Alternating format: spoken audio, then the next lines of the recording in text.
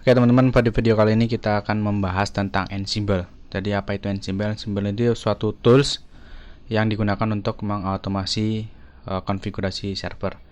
Jadi Ansible ini dibuat oleh Red Hat ya, open source. Teman-teman bisa kunjungi aja websitenya.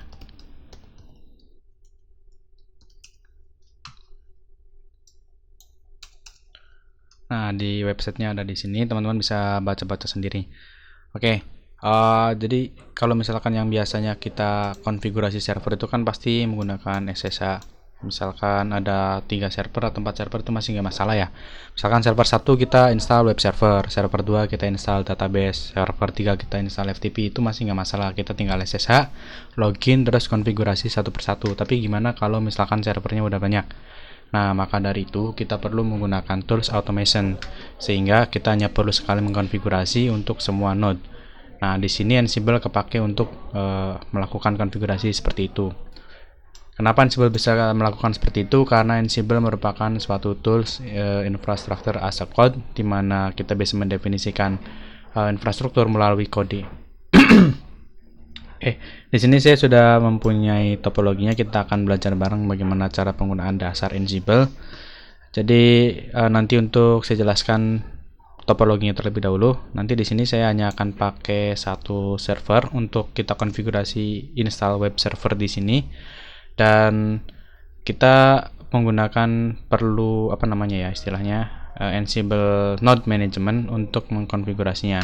Sebenarnya bisa langsung Ansible node-nya ini berupa laptop kita atau workstation biasa gitu ya. Nah, kalau saya sini letakkan pada virtual machine juga. Saya sudah setup sebelumnya dengan IP di atas, dan sebelumnya saya sudah melakukan proses routing sehingga walaupun berbeda range, berbeda segmen, tetap bisa terkoneksi. Nah, Ansible memerlukan dua file konfigurasi secara umum ya, yaitu ada file inventory untuk mendefinisikan host mana saja yang perlu dieksekusi kode-kodenya, dan yang kedua adalah playbook untuk mendefinisikan tugas apa yang perlu dikerjakan. Oke, di dalam Ansible itu menggunakan playbook untuk mendefinisikan tugas-tugasnya. Playbook itu seperti apa sih? Jadi playbook itu merupakan file berekstensi YAML, sama seperti config-config pada umumnya suatu service ya. Jadi menggunakan YAML, dimana nanti di dalamnya terdiri dari kumpulan banyak play, dan kumpulan banyak play itu disebut dengan playbook. Play sendiri itu merupakan bukan task, jadi istilah untuk menandai bahwa ini tugas yang harus dikerjakan. Misalkan play untuk menginstal, play untuk setup web server. Nah, nanti untuk di dalamnya mulai dari menginstal PHP, menginstal Apache-nya, mengupdate time zone, mungkin mengupdate repository dan segala macam, itu disebut dengan task. Nanti untuk gambaran lebih jelasnya mungkin bisa ketika kita coba mengkonfigurasi Ansible playbook ini ya. Nah, dan Ansible inventory sendiri itu merupakan untuk file untuk mendefinisikan host-host yang akan dieksekusi. Misalkan kita mengeksekusinya pada server 1, kita definisikan di file inventory. Nanti kita juga akan bahas prakteknya. Oke teman-teman, sebelum ini saya menggunakan server ini, saya pakai Proxmox. Saya sudah siapkan satu server dengan IP 10 ya, bisa teman-teman lihat sendiri. Kemudian untuk Ansible node-nya kita perlu remote terlebih dahulu.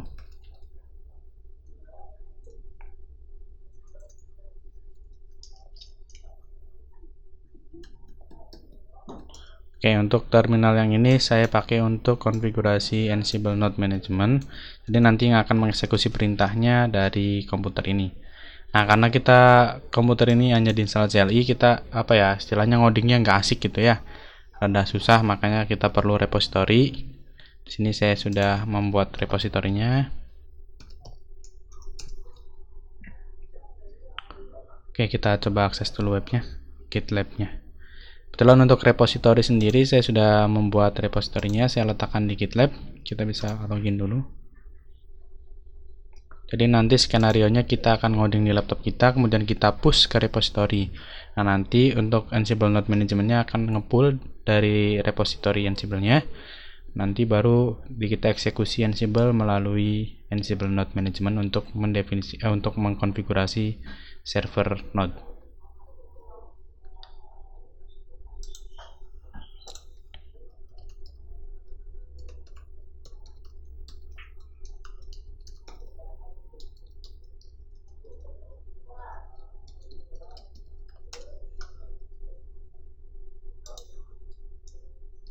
Oh, sorry, saya lupa passwordnya.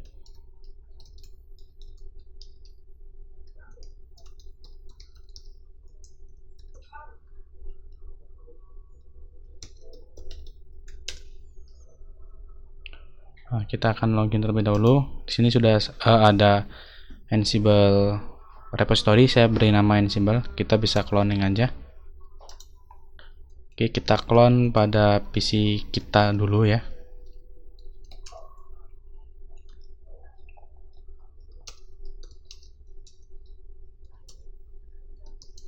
Ini sebelumnya sudah ada, kita hapus dulu.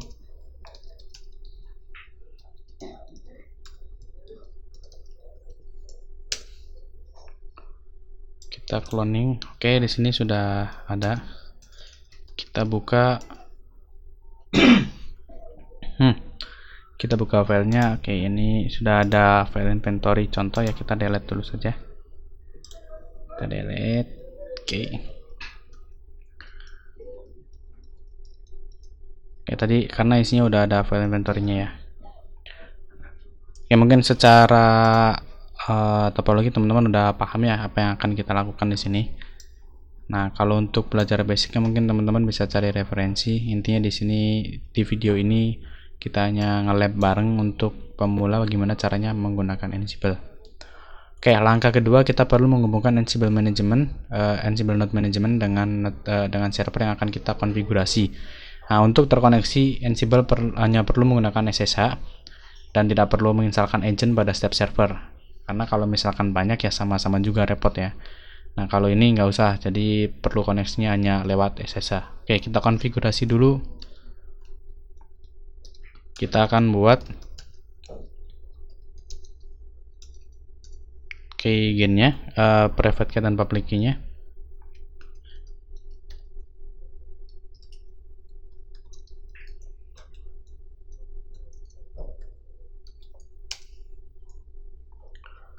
Oke, di sini kita kopikan path-nya, kita taruh sini.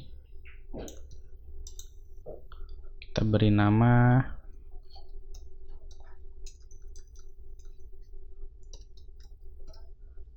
Ansible. Oke, kalau sudah kita coba koneksikan antara Ansible ini dengan server yang akan kita remote. Oke, di sini saya pakai Proxmox teman-teman.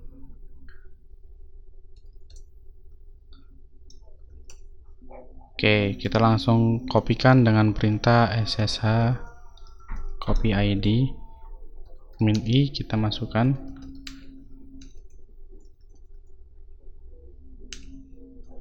Nah, ini kita masukkan Ansible-nya. Ansible.pub kita kirim ke server yang akan kita eksekusi. 139 sesuai dengan IP yang sudah saya config sebelumnya ya. Oke, kita kirimkan. Oh iya, saya pakai portnya 1337. Oke, kita masukkan dulu password untuk pertama kali settingnya ya. Oke, sudah tereksekusi, sudah kita kopikan.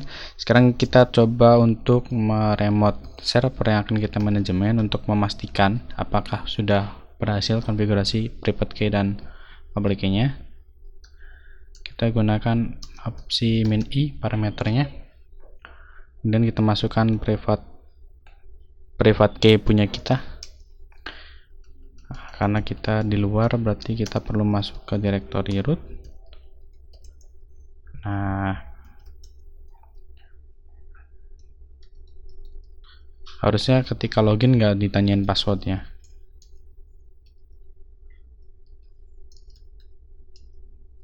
Satu tiga tiga tujuh. Aman ya, sudah masuk ke development. sudah sama. Oke, berarti untuk mengkonfigurasi SSH sudah beres. Sekarang waktunya kita bikin inventory untuk mendefinisikan bahwa file node server ini sudah kita konfigurasi gitu. Oke, kita buka codingannya, kita bikin file, kita beri nama inventory. Sebenarnya ini untuk namanya bebas, yang penting nanti kita bisa mendefinisikan ke Ansible-nya bahwa file ini merupakan file inventory gitu ya. Tapi untuk supaya gampang saya pakai nama inventory aja.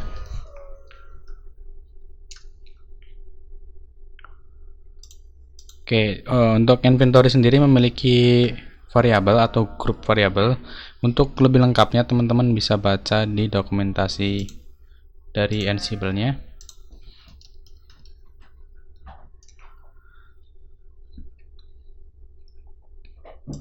Nah, teman-teman bisa baca di sini apa saja yang harus dikonfigurasi, bagaimana cara kerja dan sebagainya. Saya tidak akan menjelaskan secara rinci.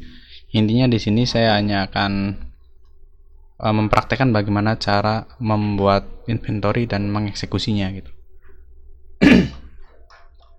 Oke, karena kita connect pakai SSH, kita perlu mendefinisikan file privat yang kita miliki pada Ansible supaya Ansible-nya ini tahu bahwa kita connect menggunakan SSH key. Nah, ini ada keterangannya, teman-teman juga bisa baca sendiri ya. Sambil nanti dipelajari juga bagaimana cara memakainya, itu bisa ada lengkap. Ini udah cukup lengkap kok, lengkap banget. Kita definisikan untuk semua variabel. Yang nanti untuk semua variabel akan menggunakan Ansible node yang ini gitu. Makanya saya definisikan private key-nya di all variable. Karena nanti kita bikin grup lagi, kita bikin web server di sini. Yang mana isi web servernya adalah node yang akan kita eksekusi. Nah, untuk portnya cukup kasih *2 1337 seperti ini ya. Nah, kita definisikan dulu SSH private key-nya. Tadi berada di file root di directory home directory-nya ya. Ansible. Oke, di sini sudah kita definisikan. Kemudian kita definisikan juga Ansible usernya. Kita akan menggunakan user root untuk mengeksekusi Ansible-nya. Oke, sejauh ini sudah beres harusnya.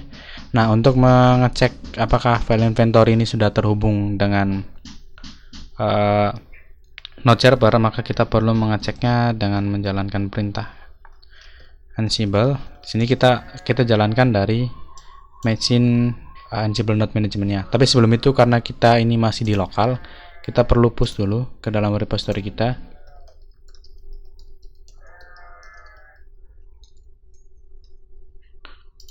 Nah, untuk pushnya kita perlu commit, kemudian git push. Nah, di sini kita perlu memasukkan username.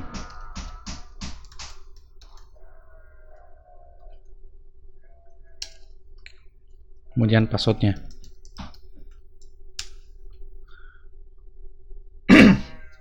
Oke, sudah berhasil di push.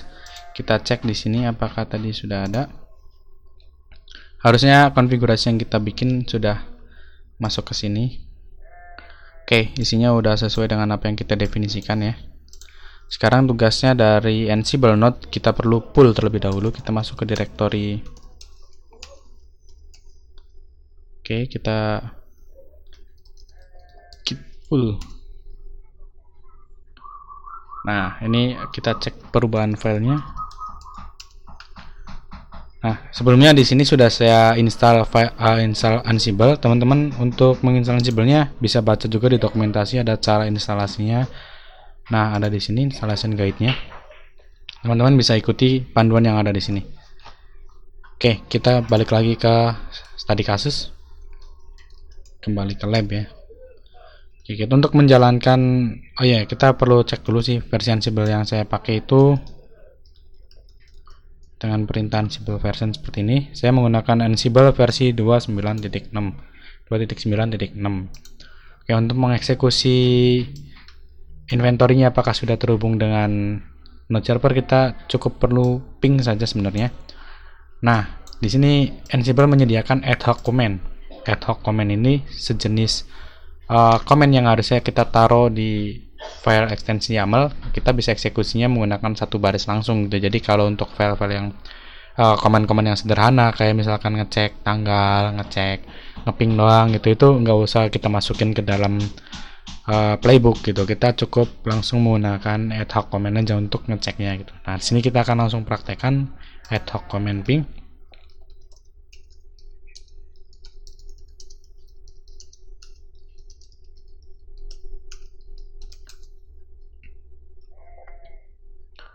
Nah, oke teman-teman, di sini ada contohnya ya. Ansible ini udah dokumentasinya udah cukup lengkap banget. Nah, untuk caranya mudah aja ya. Di sini kita cuma ketikkan Ansible, kemudian kita inputkan inventory-nya, gunakan min_m. Nah, min_m ini untuk menentukan modul yang kita pakai. Kita pakai modul ping. Nah, kita pingnya mau yang mana gitu. Kalau misalkan tadi kan udah kita definisikan di inventory-nya, kalau misalkan al. Nah, kalau al itu misalkan di sini punya grup database. Nah, kita masukkan di sini IP-nya. Misalkan gitu ya. Nanti misalkan ping al itu, kalau kita ping al nanti akan dicek semuanya apakah kesini nyambung, kesini nyambung, kesini nyambung apa enggak kayak gitu. Nah, kalau ini karena kita cuma satu, jadi kita cukup pakai al aja gitu. Nah, ini nggak nyambung ya teman-teman. Permissionnya denied. Kita permissionnya denied karena violate connect to SSH port root. Kenapa? Karena kita tadi pakai usernya harusnya Ansible ya. Ansible user. Sorry. Karena server yang kita eksekusi kan nanti pakai user Ansible. Jadi kita cobain dulu seperti ini.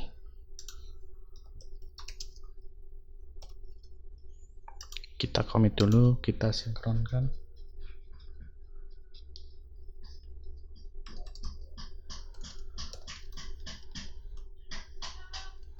Ini sengaja saya nggak setting ini ya, nggak setting git config globalnya karena ini cuma untuk lab aja gitu.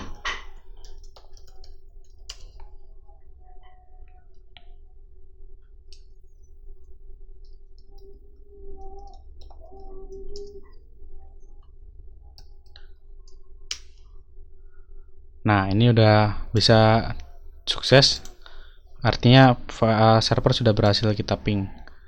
Nah, ini nanti kalau misalkan kita punya banyak user bisa kita definisikan juga ya.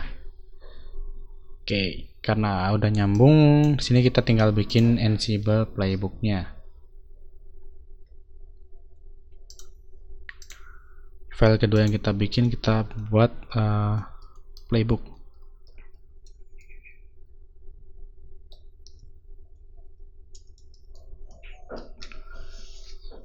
Playbook.yaml. Oke, kita definisikan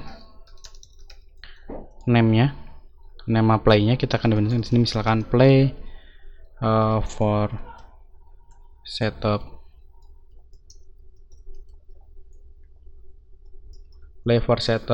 web server. Kemudian di sini kita perlu mendefinisikan hostnya. Host yang akan kita pakai tadi kita pakai web server sesuai dengan inventory. Setelah itu kita perlu mendefinisikan task yang akan dikerjakan. Oke, mungkin langkah pertama kita beri nama dulu tasknya. Ini misalkan kita update repository. Kita perlu update repository terlebih dahulu. Nah, untuk yang parameter kedua ini kita mendefinisikan modul apa yang mau kita pakai. Jadi Ansible itu untuk mengeksekusi tugasnya menggunakan yang disebut dengan Ansible modul. Situ teman-teman tinggal pilih mau pakai modul apa. Kayak tadi misalkan untuk ngeping itu baru pakai modul ping. Dan modulnya itu ada banyak. Di sini saya sudah simpen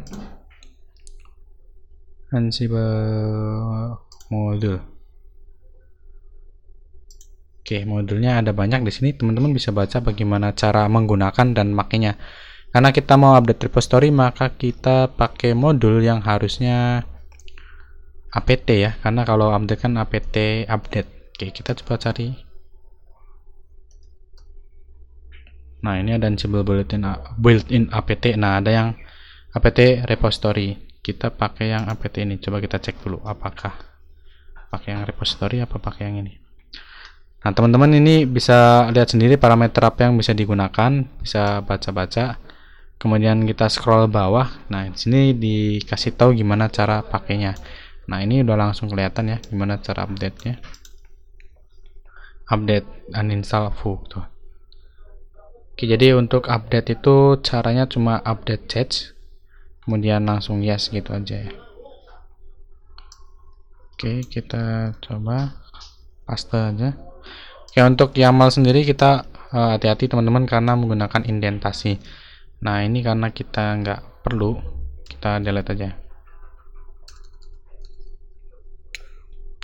Update yes, kemudian ini indentasi ya, jadi hati-hati. Ini di si update set ini di dalam modul apt, jadi harus lebih maju. Kemudian di sini misalkan mau upgrade.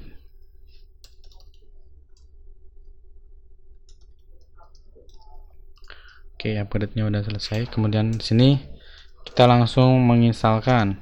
Kita bikin task baru. Kita mau install Apache 2. Karena menginstal juga masih menggunakan modul built-in apt ya. Jadi langsung kita copy aja dari sini. Oke, apa yang mau diinstal? Kita ketikkan name-nya. Yang diinstal itu Apache 2. Oke, sebenarnya sesimpel ini kalau untuk menginstal Apache-nya saja. Teman-teman tinggal save, kemudian kita commit dulu.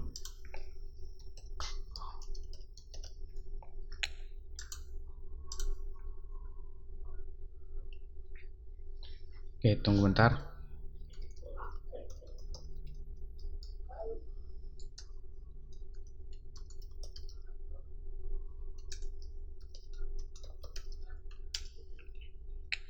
Salah password teman-teman.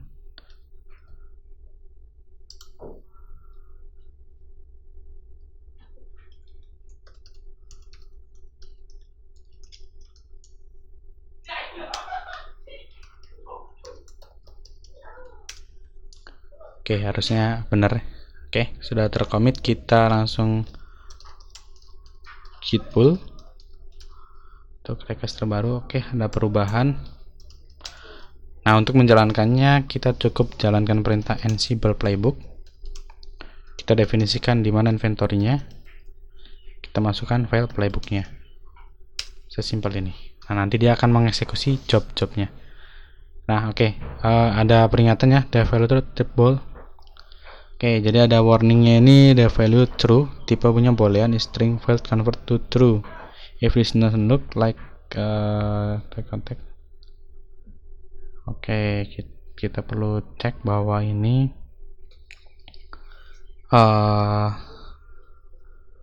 tipenya string. Sebentar teman-teman. The value true.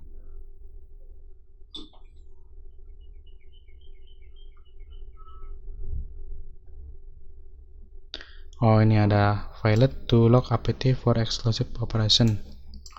Failed to log apt. Oke, kita coba cek.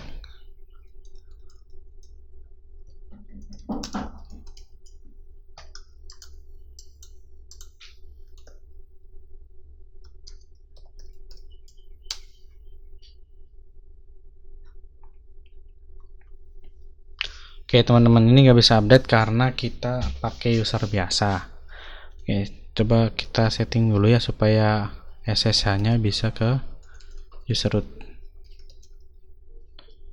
Sebentar teman-teman.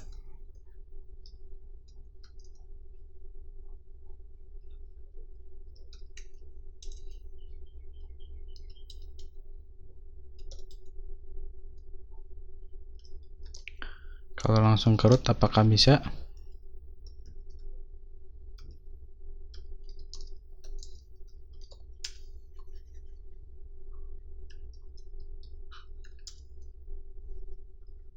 Oke, sebenarnya pakai root pun langsung bisa ya.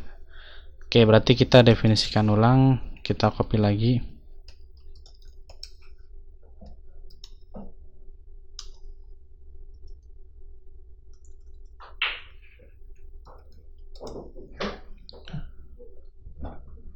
Kita copy lagi ID-nya.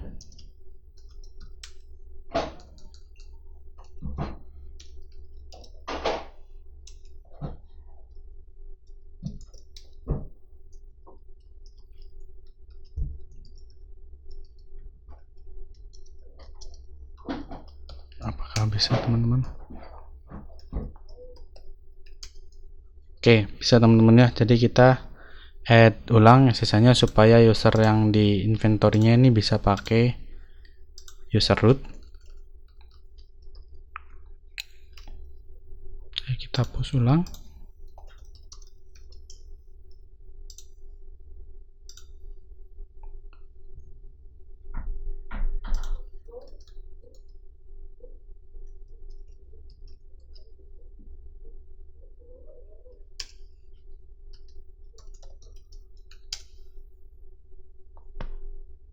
Oke, sudah berhasil. Kita git pull lagi.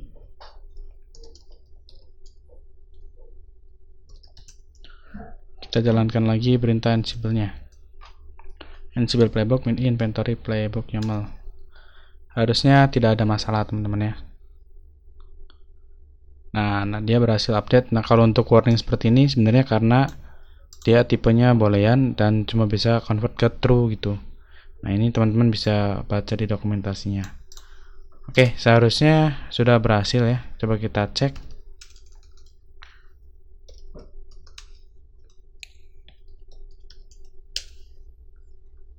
Oke, coba kita perhatikan apakah sudah ada.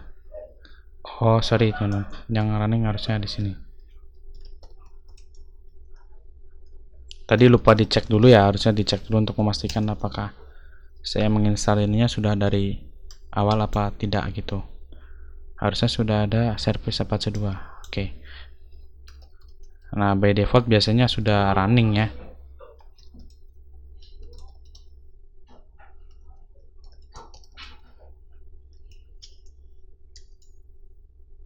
Nah, sudah running.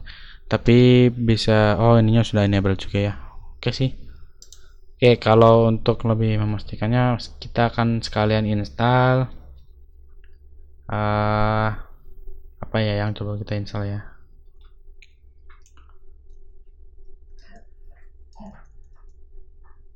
Nah, kita install ini aja teman-teman. Yang gampang mana tadi?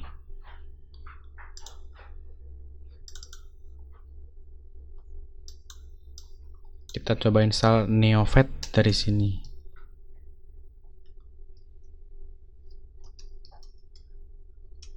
Nah, ini NeoVet belum ada ya.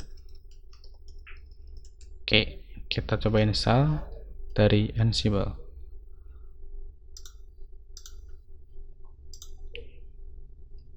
Nah, kalau untuk namanya banyak, kita perlu membuatnya menjadi sebuah array. Kalau di programan array, kalau di sini enggak, namanya langsung gini ya. NeoVet sama apa lagi ya? Misalkan kita install Apache-nya nggak usah.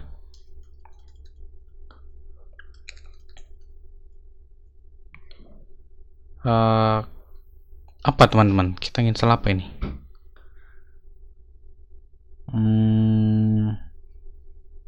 Kita install bin 9 misalnya. Oke, bin 9 harusnya benar bin 9.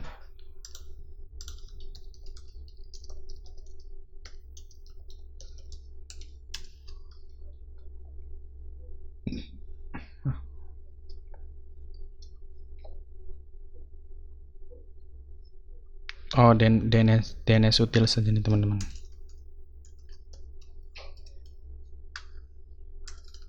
Kalau nggak apa-apa deh, benar bin 9 aja. Sorry. Oke, kita save.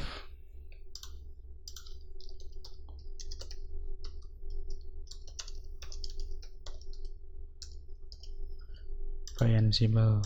Oke, kita sinkronkan lagi. Ini saya nggak setting ya, jadi minta ini terus.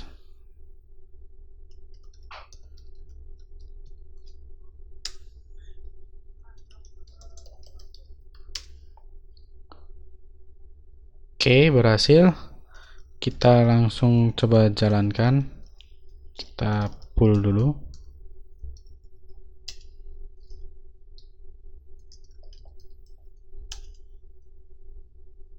Oke, berhasil. Kita langsung coba. Harusnya nggak ada masalah ya. Nah, ini namanya belum kita rubah sesuai dengan ini ya, apa namanya, name-nya. Nggak masalah, sebenarnya nanti tinggal disesuaikan aja.